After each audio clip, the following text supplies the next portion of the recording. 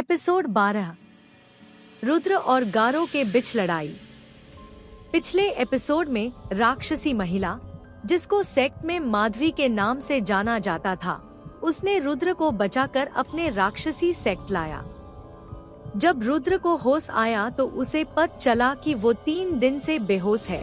उसे बहुत अफसोस हुआ, लेकिन अपनी दुविधा माधवी को बताने के बाद एल्डर माधवी ने उसका नाम प्रवेश परीक्षा में अंकित करवा दिया, जिसके हेड एल्डर दुर्गेश थे।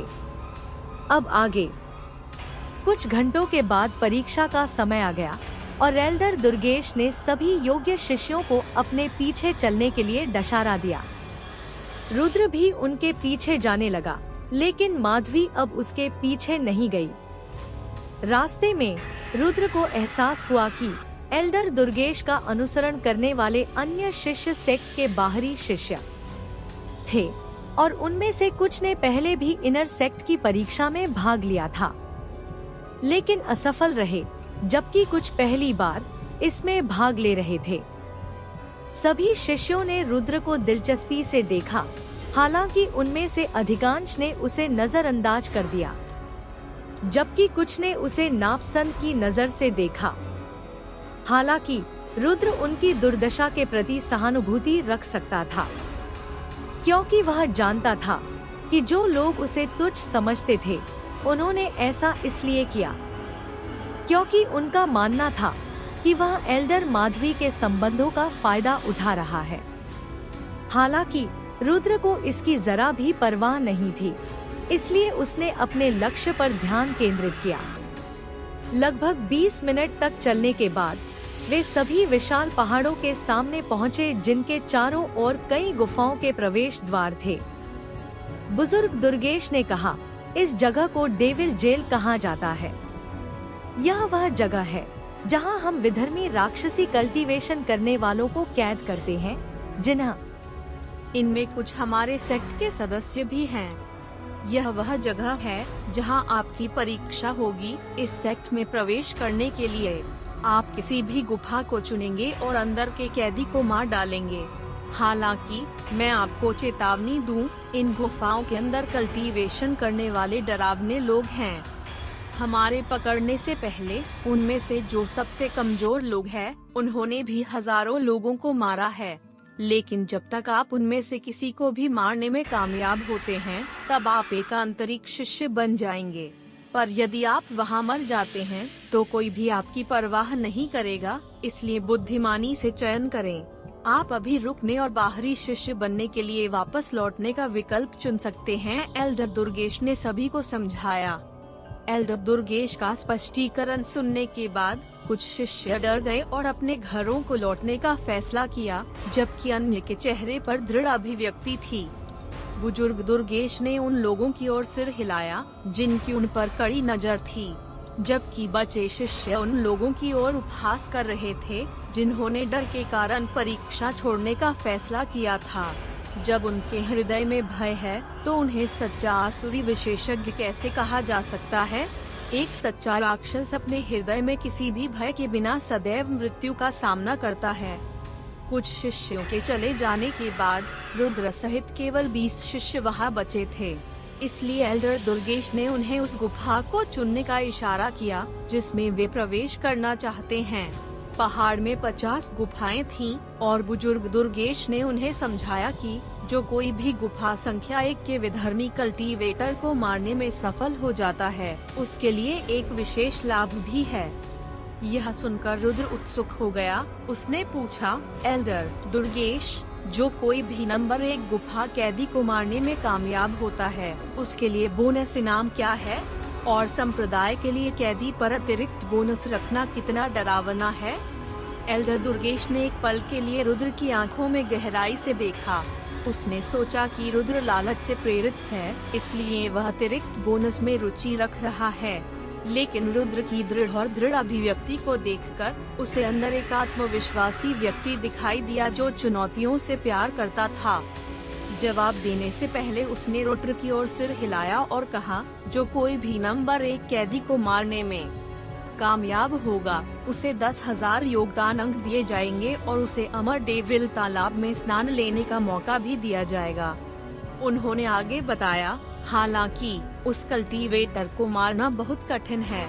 पिछले 500 वर्षों से कोई भी उसे मारने में सक्षम नहीं है। उसका नाम गारो है और वह 500 साल पहले हमारे सेक्ट का सबसे प्रतिभाशाली आंतरिक शिष्य था। वास्तव में पहले यह उम्मीद लगाया जा रहा था वह सेक्ट का अगला नेता होगा, लेकिन विधर्मी राक्षस साधना करते हुए पाए जाने के कारण उसे यह सजा मिली। एल्डर दुर्गेश का स्पष्टीकरण सुनने के बाद दूसरे शिष्य ने तुरंत गुफा एक चुनने का विचार रद्द कर दिया। वे कल्पना भी नहीं कर सकते थे कि पिछले 500 वर्षों में उस गुफा में कितने शिष्यों की मृत्यु हुई है। हालांकि यह रुद्र के युद्ध के इरादे को और अधिक बढ़ा रहा था। वह अपने शरीर और ताकत की सीमाओं का परीक्षण करना चाहता है। अपने गुरु की शिक्षाओं के अनुसार एक सच्चा युद्ध योद्धा बनने से पहले उसे अपने शरीर की कई सीमाओं को तोड़ना था। एल्डर दुर्गेश, मैंने नंबर 1 गुफा चुनी है, उसने यह बात दृढ़ता से कही। दुर्गेश ने उसे मनाए बिना सिर हिलाया। फिर वह रुद्र को गुफा के प्रवेश द्वार तक ले गए और उससे कहा कि वह दूसरों के चयन की प्रतीक्षा करे। एक बार जब सब गुफा चयन करना समाप्त कर लें, तो वह उसी समय उनके लिए प्रवेश द्वार खोल देंगे। रुद्र गुफा के प्रवेश द्वार पर खड़ा था। भय और दृढ़ संकल्प के मिश्रण के साथ उसके सामने का दृश्य देख रहा था। जेल सेक्ट के बहुत भीतर स्थित थी, अंधेरे और मौत की एक मोटी परत में डूबी हुई, जिसने रुद्र को कांपने पर मजबूर कर दिया। वह अपने भीतर से निकलने वाली द्वेषपूर्ण ऊर्जा को महसूस कर सकता था और वह जानता था कि वह अब तक की अपनी सबसे बड़ी परीक्षा का सामना करने वाला है। कुछ मिनट का इंतजार करने के बाद गुफा का प्रवेश द्वार खुल गया और रुद्र ने अंदर जाने से पहले गहरी सांस ली। जैसे ही वह गुफा में गहराई तक गया, ठंडी हवा उसके चेहरे से टकराई। उसे एहसास हुआ कि वह सबसे घनी राक्षसी ऊर्जा से घिरा हुआ है जिसका उसने कभी सामना किया है। नकारात्मकता की भारी आभा के बावजूद रुद्र ने अपनी साधना तकनीकों को अपने दिमाग में प्रसारित करना शुरू कर दिया। उसके माथे पर ऋण चमक उठा, जिससे उसे अपने शरीर को संयमित करने और आगे की लड़ाई के लिए सशक्त बनाने के लिए आसपास की राक्षसी ऊर्जा को अवशोषित करने में मदद मिली। 10 मिनट तक चलने के बाद रुद्र गुफा के अंदर एक बड़े क्षेत्र में पहुंचा। उसने खुद को एक बूढ़े टेढ़े मेढ़े व्यक्ति का सामना करते हुए पाया, जो इस गुफा का कैदी था, जिसका नाम गारोस था।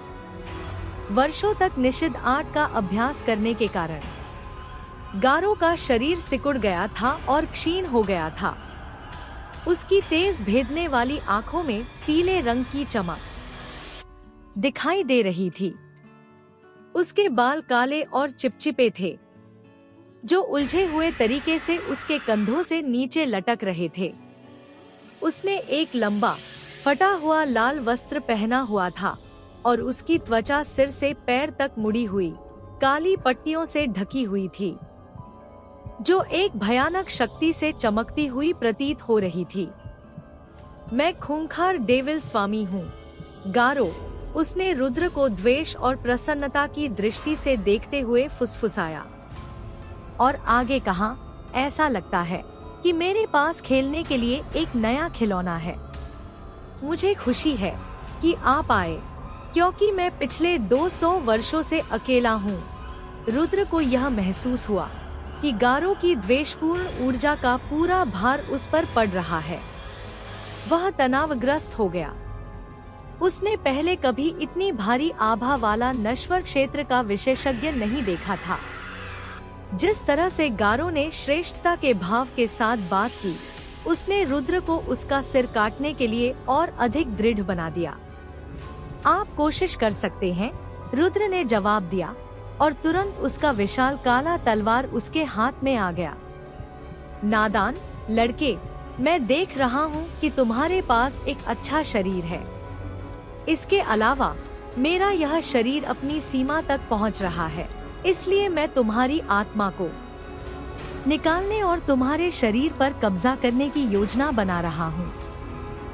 हालांकि मुझे यह सुनिश्चित करना होगा कि मैं पहले तुम्हारी आत्मा को 100 साल तक यातना दूं या तुम्हें खा जाऊं। गारो ने खड़े होने से पहले कहा और रुद्र की ओर कदम दर कदम आगे बढ़ने लगा। रुद्र को एहसास हुआ कि गारो नश्वर क्षेत्र के मास्टर चरण में है, जो नश्वर क्षेत्र का अंतिम चरण है। इसके अलावा गारो कोई साधारण मास्टर स्टेज विशेषज्ञ नहीं है, इसलिए उसने बढ़त हासिल करने के लिए पहला कदम उठाने का फैसला किया। वह तेजी से शरीर हिलाकर गारो की ओर दौड़ा। रुद्र तेज था, इसलिए उसे गारो के पास पहुंचने में केवल एक क्षण लगा। उसने अपनी तलवार को यथासंभव जोर से आगे की ओर घुमाया। बैंग! एक विशाल धात्विक आवाज से गुफा में गूंज उठी। रुद्र को एहसास हुआ कि एक खून लाल भाला अब उसके तलवार को रोक रहा था। उसने भौहें सिकोड़ ली और तेजी से आगे की ओर एक मुक्का मारा। धम्म! एक और आवाज आई। यह ध्वनि 2 शक्तिशाली मुट्ठियों की टक्कर की थी। रुद्र को 10 कदम पीछे हटने के लिए मजबूर होना पड़ा। उसने गारो की ओर देखा और वह केवल उसके चेहरे पर एक शैतानी मुस्कान देख सका। मजबूत शरीर और ठोस आधार, मुझे तुम्हारी शरीर की हरकत से प्यार है। अब मुझे दिखाओ कि तुम्हारा शरीर और क्या करने में सक्षम है। गारो ने शैतानी हंसी के साथ जोर से यह बात कही। रुद्र ने भौहें चढ़ा दी। जैसी आपकी इच्छा, उसने फिर से गारो की ओर बढ़ने से पहले कहा। इसके साथ ही दोनों ने एक के साथ आगे बढ़ते हुए हमलों का आदान प्रदान करना शुरू कर दिए, जो मानव से परे थी। गारो ने आगे बढ़कर रुद्र पर भाले का भयानक प्रहार किया। रुद्र ने हमले को टाल दिया और उत्तर में उसके सिर पर सीधा वार किया। सैकड़ों हमलों के आदान प्रदान के बाद गारो को एहसास हुआ कि रुद्र बिल्कुल भी कमजोर नहीं हो रहा है। दरअसल उसकी चाल तेज होती जा रही थी और उसके हमले तेज होते जा रहे थे। गारो ने भौहें सिकोड़ ली, फिर चीजों को अधिक गंभीरता से लेने और लड़ाई खत्म करने का फैसला किया। जैसे ही उसने अपनी अपार राक्षसी शक्ति को उजागर किया, अचानक गारो का शरीर बदलने और मुड़ने लगा। खून का कोहरा उसके पूर्व और इस खून के कोहरे के भीतर कई चेहरे दिखाई देने लगे। इसके अलावा गारो की आंखें पूरी तरह से लाल हो गईं और उसकी आवाज भयानक हो गई। अचानक उसने एक भयानक चीख निकाली। उसकी आंखें पागलपन से चमकने लगी।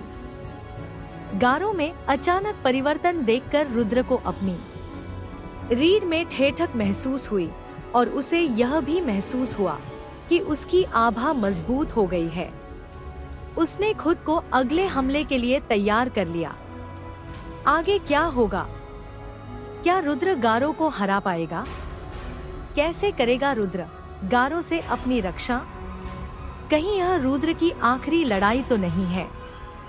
जानने के लिए सुनते रहिए रुद्रा अ प्योर वॉरियर, सिर्फ Darwin Sahu Aryan RJ D के चैनल पर।